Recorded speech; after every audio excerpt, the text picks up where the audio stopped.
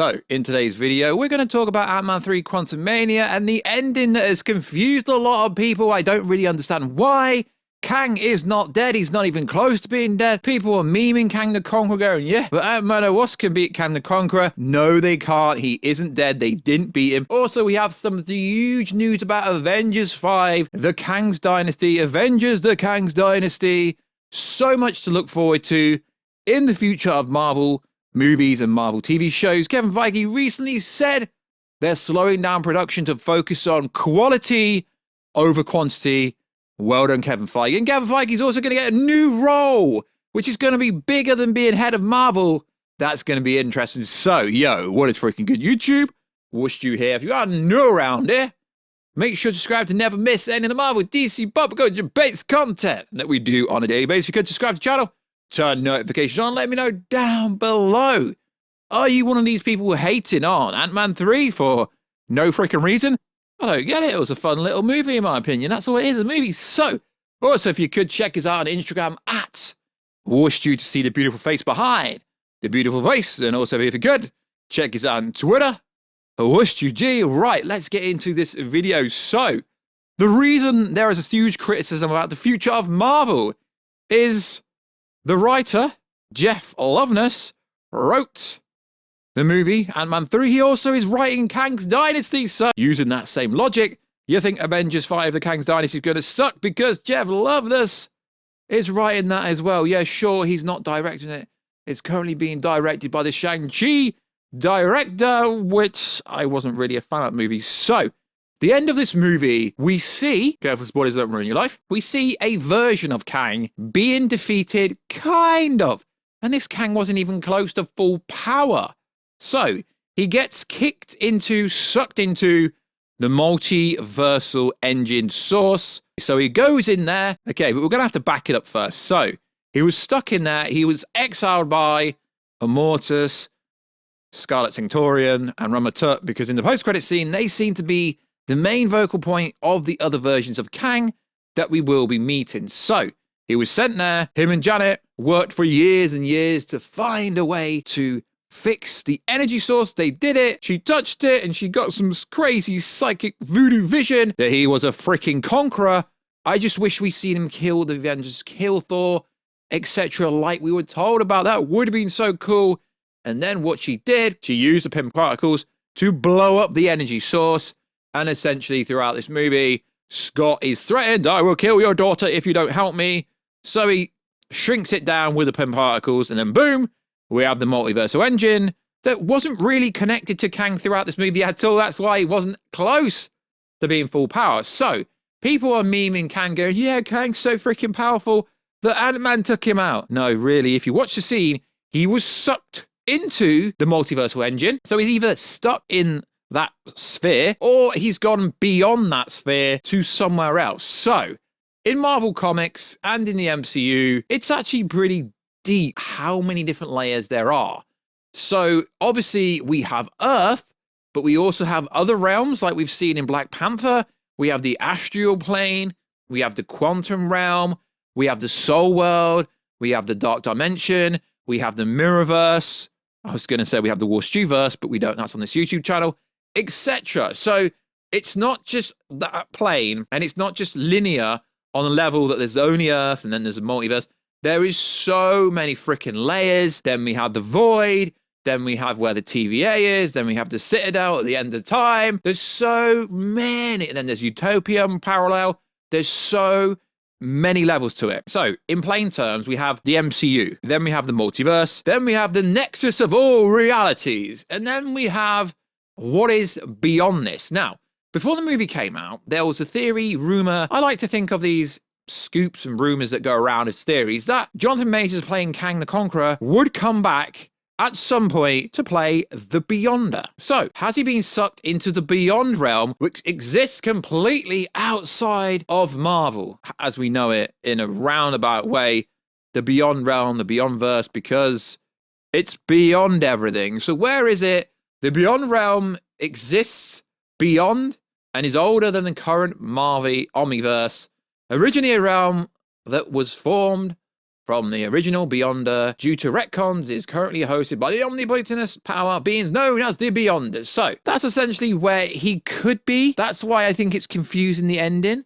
I did put a video out before the movie came out, and it turns out plot leak was true, that he's gone somewhere. We don't believe he's dead because there has been multiple rumors from credible sources saying the Kang we see either and/or in the Kang's Dynasty and either and/or in Secret Wars is going to be played by Jonathan Majors playing a variant of Kang, which is the Beyonder, and he's actually gone to the Beyondverse, the endless white space. And at the end of the movie, it did say Kang will return. And it's not talking about all the other Kangs that we see in the post-credit scene, like Immortus, like Ramatut, like Scarlet Sanctorium. It's not talking about that. So the reason some people are very skeptical about the future of Marvel is, it's very simple. It's because most of people that go to watch Marvel movies are casual fans. So they're like, this big bad they've been teasing for so long, he's so powerful, but then he gets beat by Antman and Wasp. He didn't. Go back and rewatch the movie, and you'll see he gets sucked into it. Comic book logic, comic book lore. No one, was his body disintegrated?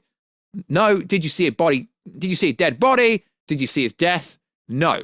So I understand why a lot of people are very skeptical about Kang being mighty powerful, but we didn't really see Kang, did we? He wasn't connected to the chair. He wasn't connected to the energy source. And Marvel is going to go crazily cosmic now. And some people are getting worried because the Marvel has been delayed. Captain Marvel 2 has been delayed till November. That's actually a good thing, because the problem we have and the general conception is a lot of these superhero movies rely too much on sound stages, they rely too much on green screen, too much on CGI, is they don't give the VFX artists, they don't give the studio houses that work on these movies long enough to touch up and make sure the CGI is perfect, which, like Kevin Feige said recently, they're going to spend longer on actually making the movies, making TV series to make sure it is 100% polished before it gets released, which is great. They're such a big company, they don't need to keep pushing out content. Quality over quantity always. So, post-credit scene, I don't understand why a lot of people are confused about this. Because Kang has many variants. Mr. Jonathan Majors, he who remains, said, "You think I'm evil? Wait till you meet my variants." This has been teased up for a long time. Now I understand a good proportion of the audience thought He Who Remains was the same character as Kang the Conqueror. There could be a plot twist here. So, predominantly in the post-credit scene, we see what looks like to be Immortus being the main Kang within the Kang of the Council of the Kangs. We see Ramatut, and we see Scarlet Sanctorium. And they're like, yo, are you annoyed that you didn't kill him when we exiled him? No Kang wants another Kang to be killed by anyone because it's almost like you're attacking them. So, throughout the next few years of Marvel, we're going to see a variant of variants like Ramatut, Scarlet Sanctorium, and Immortus being in control and seeing what's going on everywhere. We know Victor Timely is going to be in Loki Season 2 to try and maybe revert the death of He Who Remains because it's going back in time to the 30s, so potentially that's a plot story there. But I don't understand why a lot of people were worried about the future of Kang the Conqueror. That version of Kang, according to all the rumors, will return before the Kang's Dynasty. There is so many movies coming before then. So many movies coming before then. So we've got some major news, a major story. I don't actually think this is major at all, but the internet is probably going to make out this is major news, which I don't actually believe it is. So it came out recently over the last couple of days. Tom Holland is still Spider-Man. Yeah, I know. Mystery. Massive mystery that Tom Holland is actually Spider-Man. So the problem that Marvel has with the Avengers is they have no Captain America. Yeah, I know there's a new Captain America. No one cares at the moment. No one cares for that character. There's no Robert Downey Jr. So who replaces Robert Downey Jr., Chris Evans, Captain America as the leader of the Avengers? You can't go with Brie Larson. You can't go with a new captain. So you've got to go with Spider-Man Tom Holland. And I don't actually think he can carry a movie by himself. And I know a lot of people will give me discredit and hate on me, but I don't think he can carry a movie himself. But he's going to have other people with him. So it's recently come out that Tom Holland signed a new contract. I don't understand why that is even news. Like, seriously, Tom Holland was always going to sign a new contract. It's always a play when he's like, oh, I don't know. I don't know if I'm going to do another one.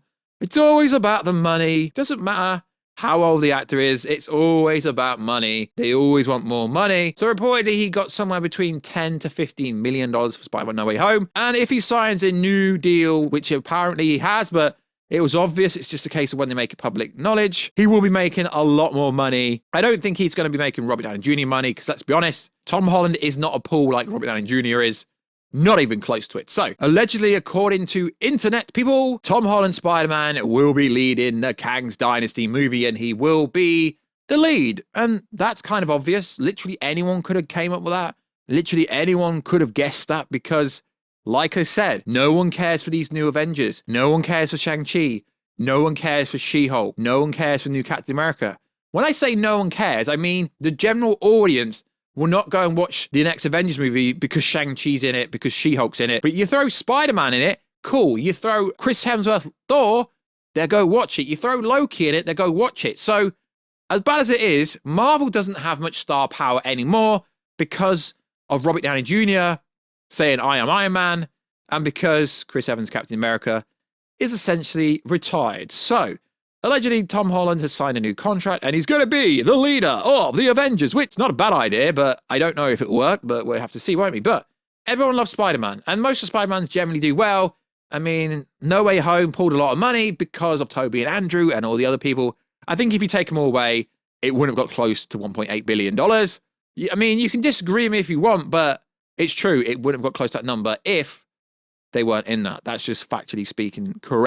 So also in the news, Spider-Man 4 will come out before Secret Wars. Is that even news? It's not really news, but it's doing the rounds. Tom Holland is the lead of the Kang's Dynasty. The funny thing about all these scoops and rumors is no one can confirm it. And then a bunch of other scoopers are backing this up like, yeah, man, this is true. It is what it is. Holland signed a new huge deal in secret. It's not really in secret. He's not going to publicly sign a new contract on a live stream or something. So it's not in secret. Lots of contracts, negotiations get signed until it's made public. They haven't actually made it public yet that he signed a new contract. That will happen when we get the official announcement for Spider-Man 4. Yeah, sure, the head of Sony Pictures has come out and said it, and Feige's come out and said it, that Spider-Man 4 is deep in development, but until we actually get the affirmation from the studio, you've got to take this with a punch of salt. But the problem with the YouTube community and the Marvel community online is one of these scoopers, and don't get me wrong, my time to shine, hello, how you doing? They have a really good track record, but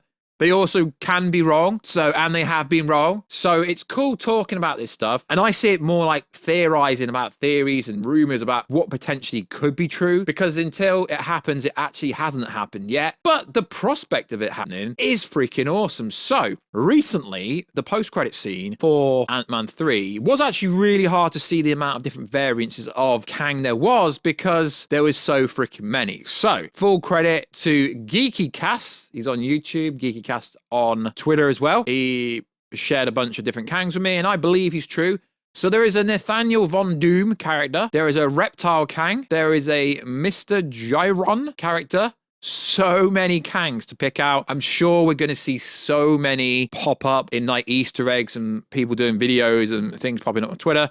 But it looks like there is the Reptile Kang, He Who Remains Kang, Victor Timely Kang, Ramatuk Kang, Immortus Kang, even He Who Remains Kang. In that Colosseum, there's literally thousands of Kangs you can see. So let me know down below, what Kang did you spot? Was it really a Skrull Kang? There was so many different Kangs in that scene. It was hard to see, and I get it. You can watch said post-credit scene on the internet if you want, although it's not the best quality, but I presume whenever you watch a movie again, you'll notice other Kangs, but it is fascinating how many Kangs. There's a Victor, there's literally a Doom Kang, and no one, I mean, credit to Geeky Cast. I mean, it looks, I mean, I'm not going to say it is Victor Von, like Nathaniel Von Doom, but it literally looks like Dr. Doom. So yeah, full credit to Geeky Cast for that. So guys, don't worry about the future of Marvel, because Tom Holland Spider-Man is going to be literally everywhere, which is cool. And Kang in Ant-Man 3, he's not dead. He's gone somewhere else. I could be wrong about the Beyond universe or him becoming the Beyonder, but all the big scoopers saying it. So is it going to be true? We don't know. It could be true. It might not be true, but he's definitely not dead. I do find it interesting how Immortus, Scarlet Sanctorium, and Ramatur all think, oh, the one we exiled is dead. Oh, you're annoyed that it wasn't you that did? And they're going to go get the Avengers. They're going to get all the heroes that are meddling in the multiversal conflicts because it could break everything. It's going to be interesting because obviously the next movie is Guardians of the Galaxy Volume 3. That's not really going to have anything, but maybe they've added a post-credit scene to do with Kang in there somewhere. We know that the Marvels, careful spoiler, don't want to ruin your life. We know the Marvels does have a huge incursion in that movie. Although the plot leaks we cover on this channel are generally 90% right, Ant-Man 3 was bang on. There is no actual mention of Kang in the plot leak for the Marvels, but it mentions incursions. And incursions is the reason behind the multiversal Secret War fight anyway, in a roundabout way. So, in a roundabout way, they probably have got some kind of... Expect to see Kang freaking everywhere, is what I'm trying to say.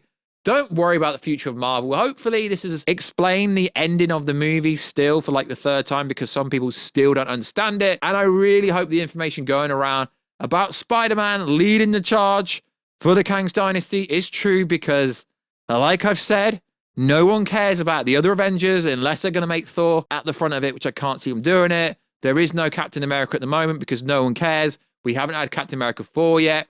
It is interesting how we're getting all these movies that haven't even been announced. Spider-Man 4 before Secret Wars, kind of obvious.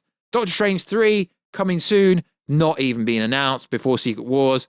They're trying to slide so many movies before Secret Wars, they're not even announced. But people need to realize that yes, the Kang Dynasty did have a release date for 2025, but I honestly think it's going to get pushed back. Secret Wars was supposed to be 2026. I do think that's getting pushed back as well because there's too much to cram in before then. And the Kang's Dynasty, most people are like, what? Kang's dead? There's so many. There's literally thousands of variants of Kang. So chill out, lads and ladettes. So like always, guys, check us out on Instagram at Warstu to see the beautiful face behind the beautiful voice. Check us out on Twitter or WarstuG, and I will catch you in another video very soon. Catch you later.